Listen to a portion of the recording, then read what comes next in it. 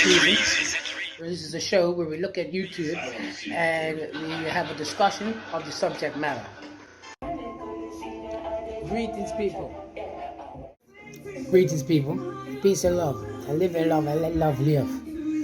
Today we're going to be talking about fake news, different news media outlets that you can watch, instead of just mainstream news, because you have to go find. And there's such thing as fake news. So I'm going to be showing different things and different news outlets that you wouldn't see on TV, different subjects as well.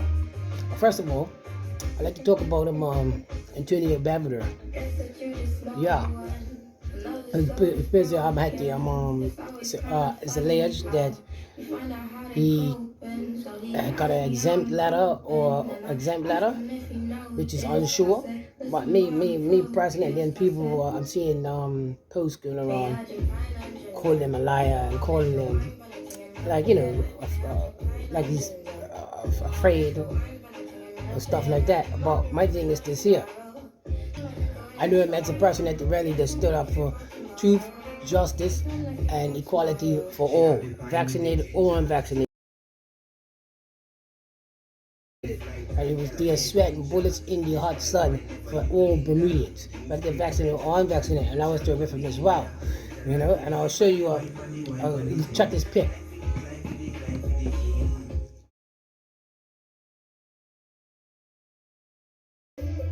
You see, and he even brings his children.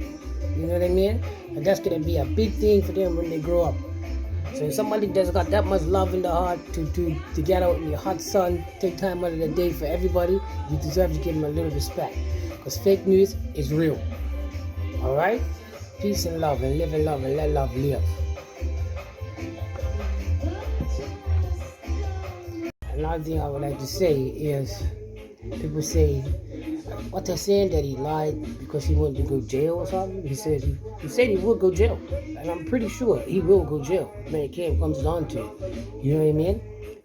But you can't be mad at somebody that you ain't got all your facts and all the information. And there's really nothing to be mad at, because his intentions are beautiful intentions. His intentions are to help everybody.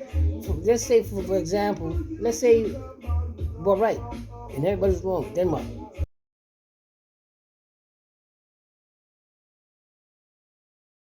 Now at the bottom of that message, it said we should all apologize. And I think they're perfectly right with that, because he's a good man, and we should live in love and let love live. How are we supposed to make the world a better place if we don't practice what we preach? No. Lady wearing her mask in the shop. Everybody's got their own mask policies, and I agree with that.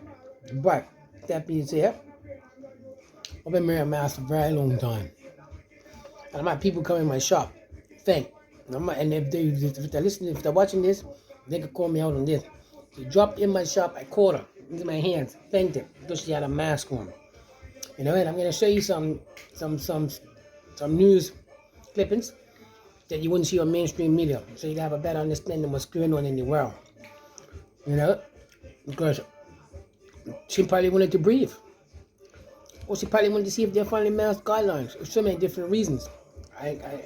For many different reasons, but we should all be watching different news outlets so we can get a better understanding of what's going on in the world and stop watching a one-track news, one-track media. So I'm going to show you this. Keep your distance and wear a mask. It's the advice that's been given to millions of people around the world. And following that recommendation has become, for many, the norm. But others refuse to comply. When you wear a mask, which you can certainly do, you are further pushing the agenda that is condemning all of us. 6 months into the pandemic, the use of face masks is still up for debate. So, is the recommended approach still the way to go?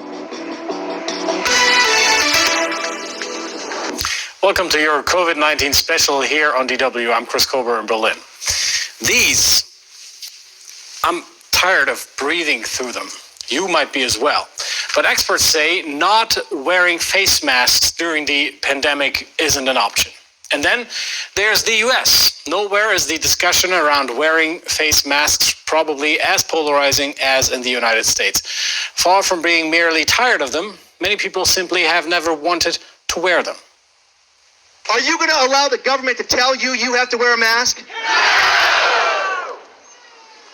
The time is now. It's time for action. Thank you guys very much. Anti-maskers, people who, against the wide consensus of public health experts, either want to limit mask wearing or are against them completely. Many of them use similar reasoning. At the end, I don't wear a mask for the same reason I don't wear underwear. Things gotta breathe. I can't breathe. I can't breathe.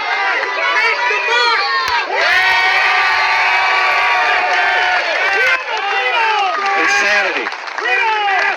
I have a breathing problem. My doctor would not let me wear a mask.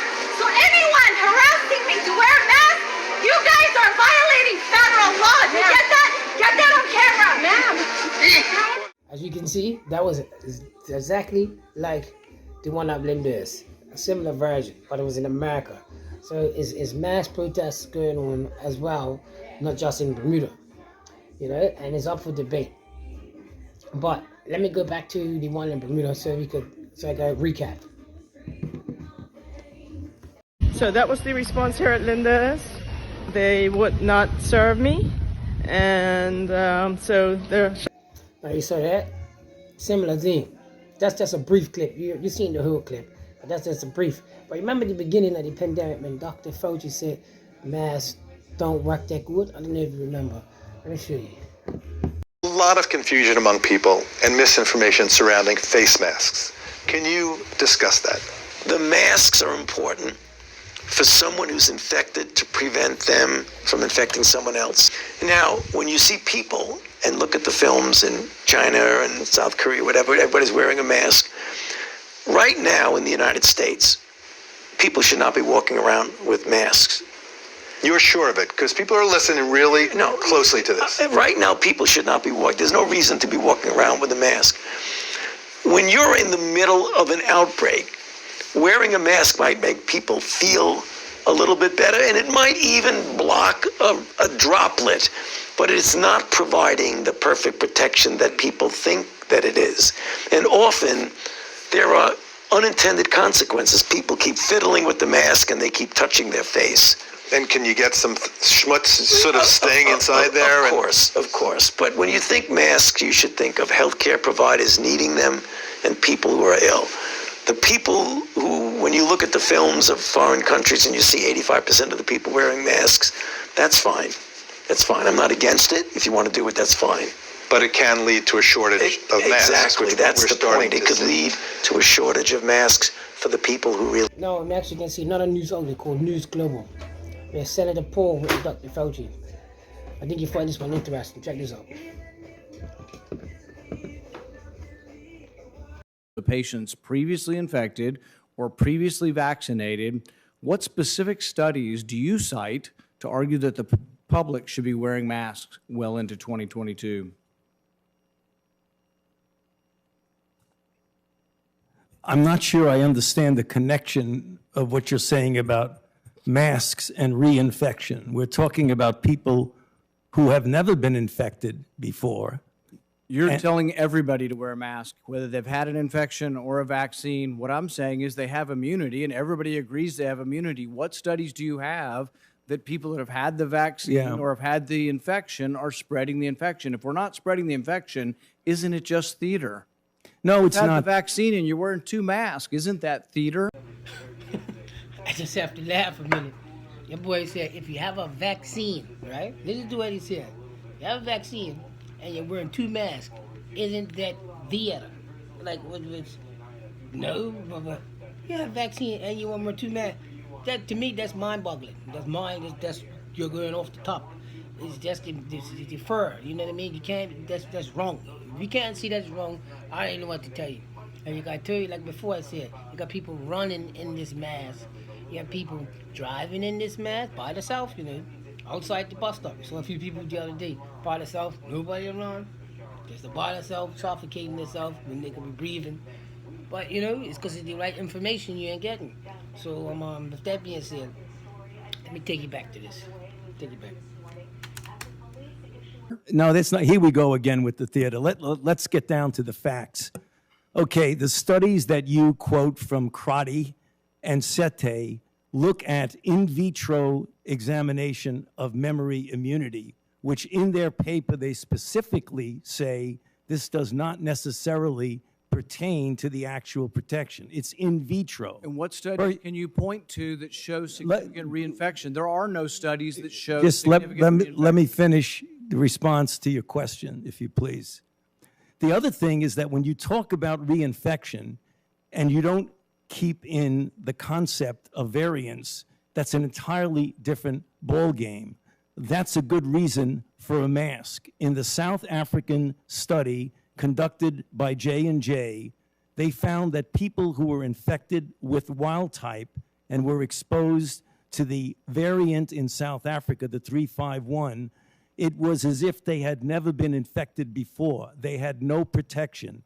So when you talk about reinfection, you've got to make sure you're talking about wild type. I agree with you that you very likely would have protection from wild type for at least 6 months if you're infected. But we in our country now have variants that are circulating. Significant reinfection. What study shows significant reinfection, hospitalization, and death after either natural infection or the vaccine? It doesn't exist. There is no evidence that there are significant reinfections after vaccine. In fact, I don't think we have a hospitalization in the United States after the 2-week period after the second vaccination. We don't have a death in the United States. You're not? No. Let's leave that there. If you want to watch the full clip, just look at the bottom and check it out for yourself, do your research. And now I'm going to show you another news, Fox News. This is a good news outlet. You should watch Tucker Carlson.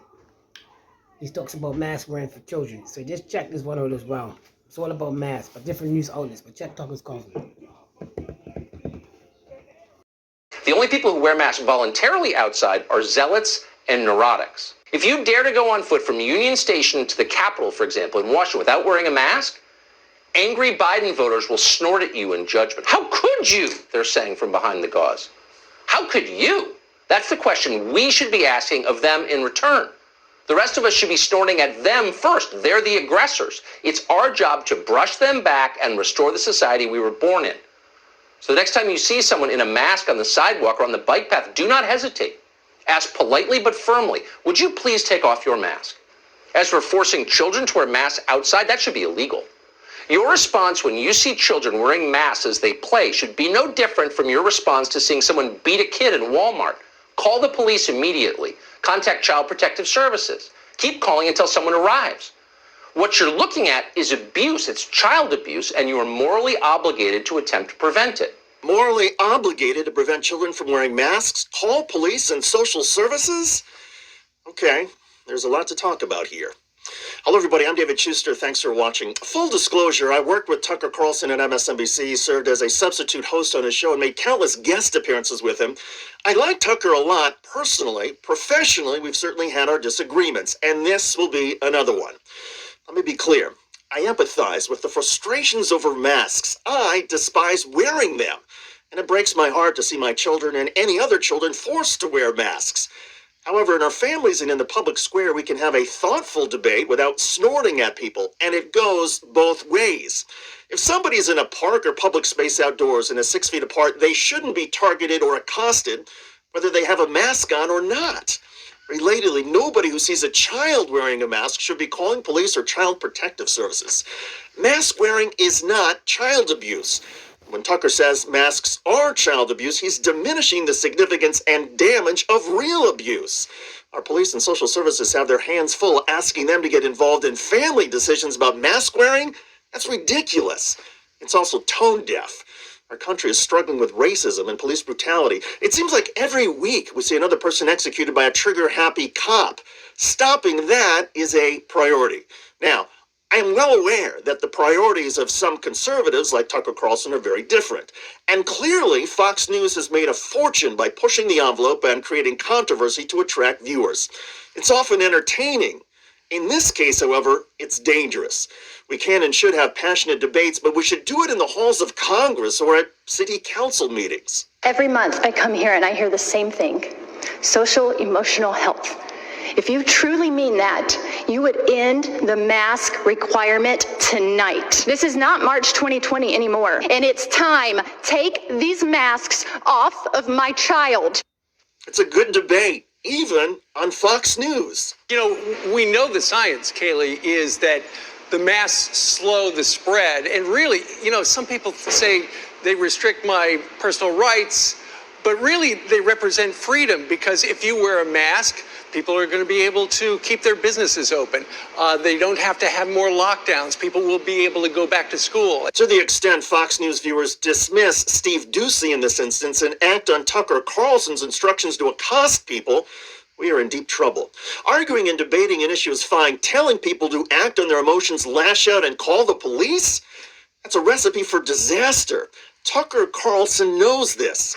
And in hindsight, he probably wishes he had this one back.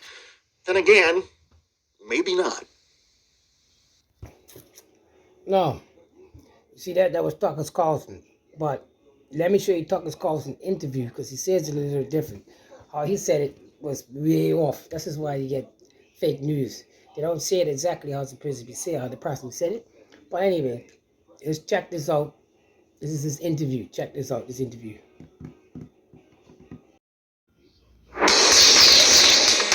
So Billy, the Tucker piece came out great. I mean, you really brought out a lot of stuff that I don't think people know about him. I asked everybody on the crew. When the interview was over, I said, does anyone feel any differently? Every hand went up. I mean, some people will be furious at the fact that I'm talking to him at all. Rachel Maddow called me. Everybody's welcome here. He is cable TV's highest-rated, most controversial talker on Fox News Channel, and he never pulls his punches. Tucker Carlson is with us, and today, Tuck, the Daily News in New York says, another week, another Tucker Carlson controversy. Is it ever too much? You're constantly being called for a firing. I have so little contact with any of that I'm not even fully aware of it. Here's the latest, Tucker Carlson. This is what people are upset about. Some people, your enemies. They're saying that you just said that people should confront kids if they're wearing masks in public. What you did say is their parents, not the kid themselves. Of course not. Anyone who is forcing children to wear masks when they exercise is committing child abuse. It's bad for kids. I'm a father of 4. I like kids. And I don't think that should be allowed. And I'm sorry if they don't like to hear me say it. I'm sorry if it's against the rules to call them on their abuse, but I am. It seems that Fox has your back. Have you ever been called in to, the boss's office and have them say, Tucker, too far, you got to back it up? Never. We make a self-conscious effort to have people on who we disagree with on a lot of things, but where we agree on one thing, to show that people are complicated. It's not about the Republicans. I despise the Republicans. I make that clear every day. They're repulsive to me. I couldn't dislike them more. Now that's a big one right there. What makes you say that? Because people don't assume you're a conservative Republican. I don't think the Republican leadership does a good job of representing their own voters. I'm totally uninterested in partisanship. I never have been interested in it. And what I care about is having a better country. I heard you say very recently, you're not going to call the White House the Biden administration because Biden is not running things. He is not actively involved. What evidence do we have of this? I've known Biden for decades. Clearly, he's greatly diminished by age. And I think he is being used by the people around him to enact the most radical program in American history. The evidence is the policies he's publicly backed, not like anyone who works inside has told you, hey, it's bad news over here. Ron Klain, the chief of staff, is actually doing everything. Let me just be really clear, since you're asking me a direct question. Yes, I have personally spoken to people who know him intimately who say that he is gravely diminished by age. And I'll leave it at that. And I mean it, too. That's true. Are you enjoying your job we got Tucker Originals. You've got Tucker Today, both on Fox Nation. You've got Tucker Tonight. Is this empty nest syndrome? What's going on with all this time?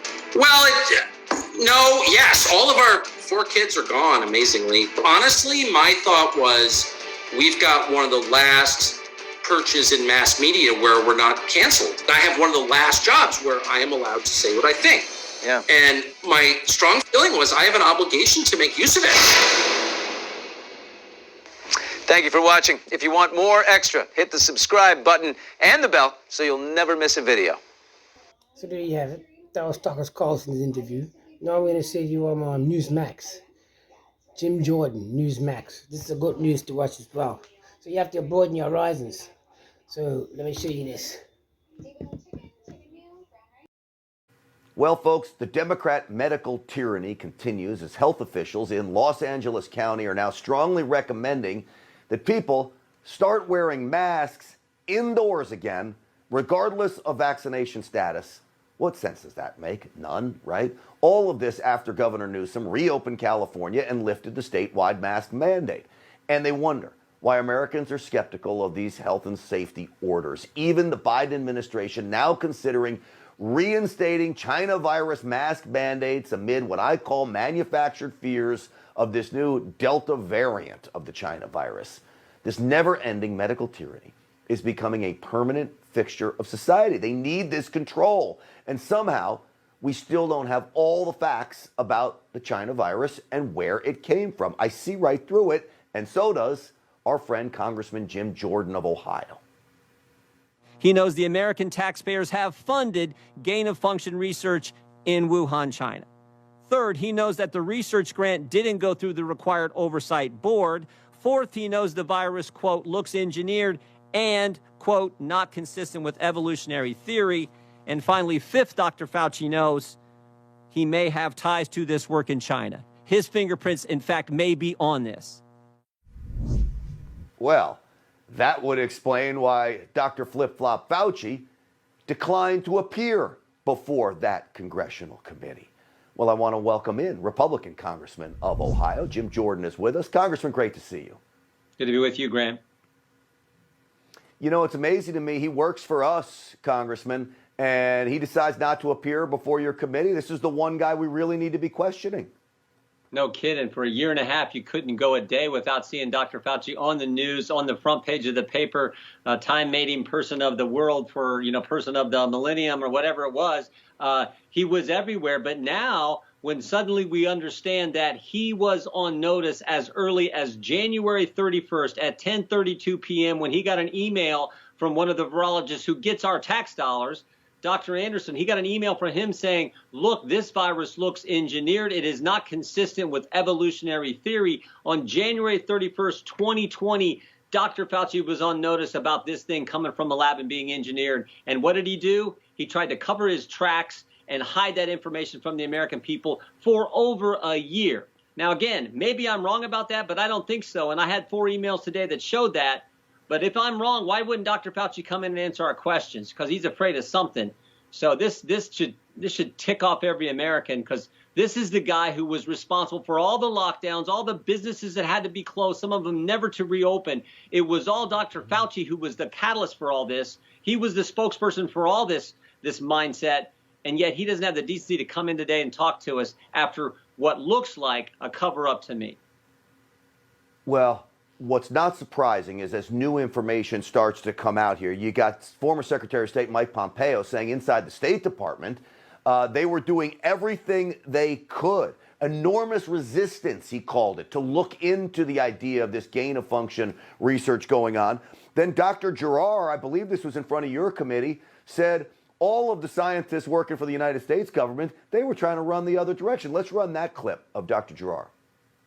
I'll just say Dr. Birx said she knew her career was over the moment she came to the task force because she would be prejudicially sought excommunicated from the scientific community because she may have supported some thesis that scientifically was true, and we all know to be true, but Trump supported.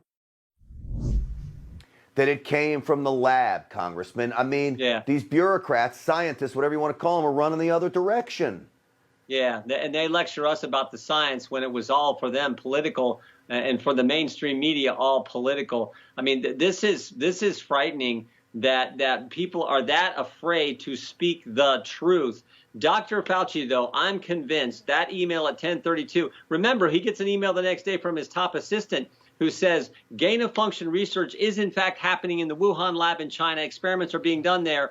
and it didn't go through what's called the P3 framework, which is this oversight body that's supposed to approve any gain-of-function research grants that are given to anyone. It didn't go through that. So that's when Dr. Fauci realizes, wow, we were doing gain-of-function research in China, funded by American taxpayers, didn't go through the proper oversight board, and the night before he got an email from one of the scientists who gets grant dollars who said, I don't think this genome is consistent with evolutionary theory. It looks engineered. All that he knows on January 31st and February 1st of 2020, and yet for a year, he downplayed any lab leak theory of this virus and said, oh, no, it came from an animal, jumped to humans from an animal. I mean, this is frightening because he's supposed to be honest with the American people, particularly when he's given press conferences from the White House.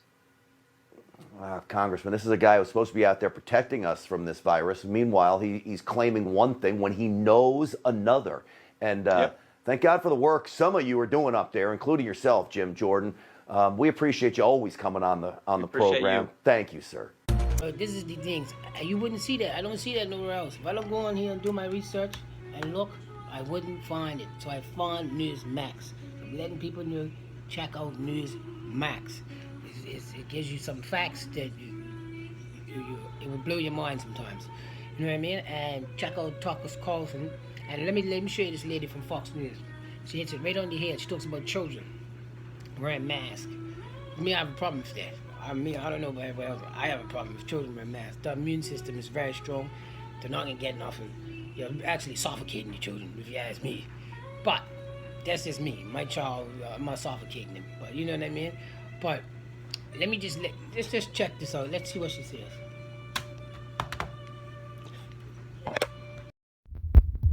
That's the focus of hide your kids. That's the focus of tonight's angle. Now, it's often said that the children are our future. And of course, that's exactly why the left wants to take them from parents who don't buy into their twisted agenda. Everywhere you look, in myriad ways, forces are working overtime to undermine parental rights and their Judeo-Christian values. From teachers' unions to gender activists to Biden's vaccine pushers, we're seeing a concerted effort, backed by some of the biggest financial interests out there, to indoctrinate our children into a dark mindset of anti-Americanism. Now, this new normal requires the undermining of American history. It involves teaching concepts directly at odds with the ideal of the nuclear family.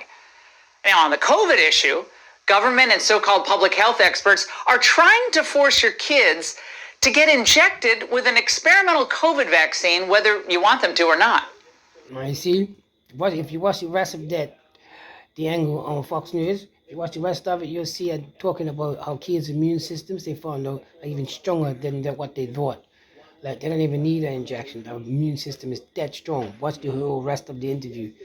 And now you're going to see that cops are even hesitant of getting this vaccine. Some cops get it, some cops don't get it. But that's why things need to be investigated. Because if I was a cop, I would be investigating everything that comes across my table. Conspiracy, not conspiracy, because that's what cops do. All cops should be doing that. You know what I mean? So let's just watch this little piece about the cops. And then we're going to end there. Austin police officers have been able to get vaccinated against COVID-19 for months, but we found out the city vaccinated fewer than half of those on the force. KXAN investigator Kevin Clark has been looking into this. He joins us live from the newsroom with a preview of his investigation that airs tonight. Kevin. That's right, Sydney. We started asking about the vaccination numbers because police officers and all first responders are out interacting with the community on a regular basis. They started getting access to the vaccine at the end of last year, months before a majority of Texans. Also, 2020 was one of the deadliest years for police officers on record, in part because of COVID-19. According to the nonprofit Officer Down Memorial page, 280 police officers have died from virus complications nationwide. And Kevin, were you able to find out why so many officers weren't vaccinated? Well, it's impossible to pin down one reason, but Austin Police Association President Ken Cassidy says there's still distrust among some officers at this point. Cassidy got the vaccine early and spoke with dozens of officers about his experience, but APD made it clear to me there have been plenty of notifications and opportunities for officers to sign up, but it makes no attempt to influence officers one way or another about getting the vaccine. You'll hear more from the department about it tonight, as well as how APD's numbers compare to fire and EMS. Back to you. All right, look forward to it. Kevin, thank you. So as you can see, parents are hesitant, cautious, because it's not children. And then what gives in your children, you should know, And I see cops are even cautious, because they got children as well, and you should be cautious as well. So it doesn't hurt to do your research and let things, so you get a better understanding of what's going on. So remember, live in love and let love live.